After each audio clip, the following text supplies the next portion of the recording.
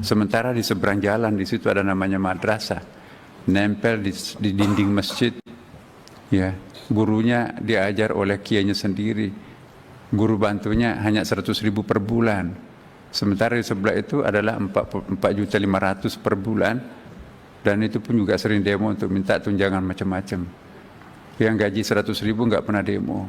Dengan tekun mereka mengajar anak itu. Perpustakaannya nggak ada, laboratoriumnya nggak ada. Ya, cleaning service-nya apalagi. Sama-sama anak bangsa. Nah, 90% sekolah di Kementerian Agama itu adalah sekolah swasta. Yang di samping kanan ini adalah negeri. Ini anak bangsa juga. Siapa tahu neneknya para santri ini lebih banyak terbaring di Taman Makam Pahlawan daripada mereka-mereka yang di sana.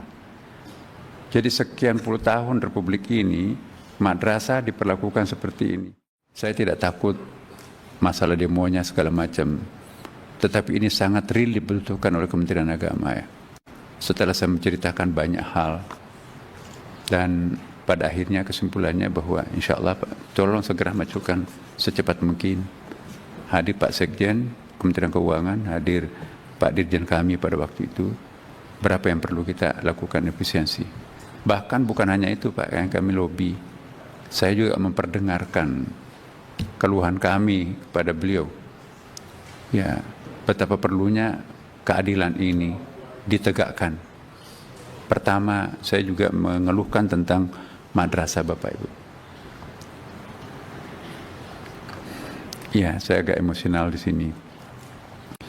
42.000 pondok pesantren di bawah Kementerian Agama yang mengelola berapa madrasah kita semuanya itu.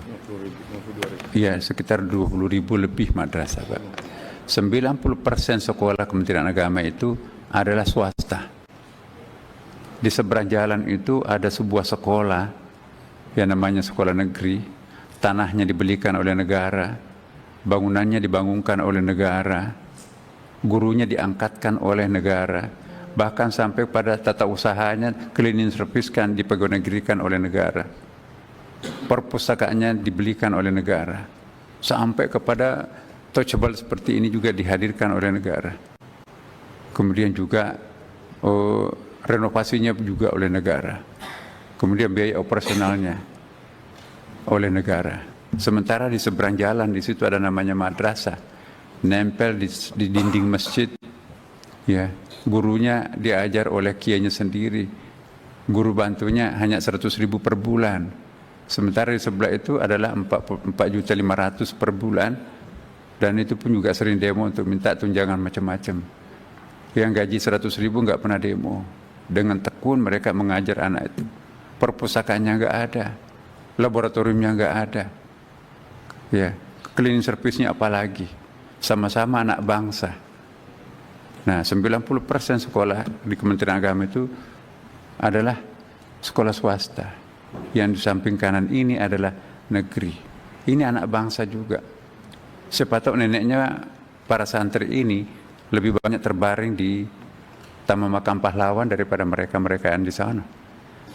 Jadi sekian puluh tahun Republik ini, madrasah diperlakukan seperti ini. Ini kalau dipotong lagi 12 triliun, apa artinya Bu? Ya, jadi dia tersentuh. Kami menyampaikan ini. Jadi saya minta bukan hanya ini, bahkan kalau perlu apa yang ada sekarang ditambahin untuk memberikan subsidi terhadap sekolah ini. Ya. Jangan ada pendaliman sesama anak bangsa. Jadi saya sampaikan seperti itu. Dan alhamdulillah beliau seorang pendengar aktif. Maka itu cepat deh suratnya Pak Nasir masuk. Besok rapat dengan Pak Sekjen Bapak. Hasilnya seperti apa? Mudah-mudahan apa yang kita harapkan bersama. Dan kami juga mohon kepada Komisi 8 Bapak, dengan caranya di sini kan ada fraksinya. Mohon nanti ada undang-undang ya, akan diperbaiki ya.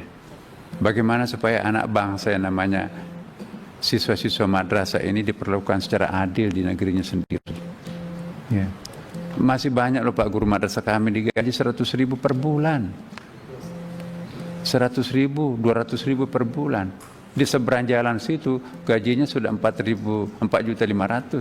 Suami istri guru di situ sudah pakai mobil Bapak Ibu. Padahal di seberang jalan ini sepeda pun juga enggak ada. Padahal kontribusinya terhadap negara, dia jadi imam, dia jadi pegawai masyarakat, tokoh masyarakat, mubalik dan seterusnya. Ya, malah justru lebih laku di masyarakat adalah alumni madrasah itu daripada di seberang.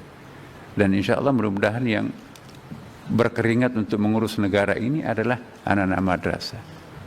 Dan kita lihat misalnya, kami kaget juga, ITB Bapak tahun 2022, sarjana teladan itu adalah hafal Quran 30 juz di jurusan fisika. Di UGM juga sarjana teladan dokternya itu alumni madrasah 30 juz. Jadi ada keajaiban meskipun tadi itu seperti kandang ayam, tetapi bisa melahirkan kumlot di perguruan tinggi terkemuka. Apalagi kalau diberikan fasilitas seperti itu, pasti berkah di situ. Nah, kami mohon kepada Bapak Ibu, jadi ini tanggung jawab kita semuanya. Bagaimana anak negeri, anak bangsa yang sama-sama berjuang untuk merdeka ini diperlakukan seperti itu, janganlah. Ya, banyak bantuan-bantuan, misalnya modernisasi sekolah Bapak Ibu. Adanya ke Ristek Dikti dan Dikdasmen. Mana giliran kami Kementerian Agama dapat ya percobaan dulu di sekolah umum. Nah, jadi apakah maksudnya nanti ini seperti apa, Allahu alam. Tetapi kami salut bahwa ulama kita, ustadz-ustadz kita itu tidak pernah mengeluh. Dan kita sangat bersyukur, berterima kasih Pak Prabowo ini punya concern dalam hal ini sehingga mendirikan sekolah sekolah rakyat, dan mudah-mudahan terjangkau pesantren. Jangan-jangan nanti bukan pondok pesantren juga dilibatkan, aslinya kembali harus jadi penonton lagi dengan lembaga baru.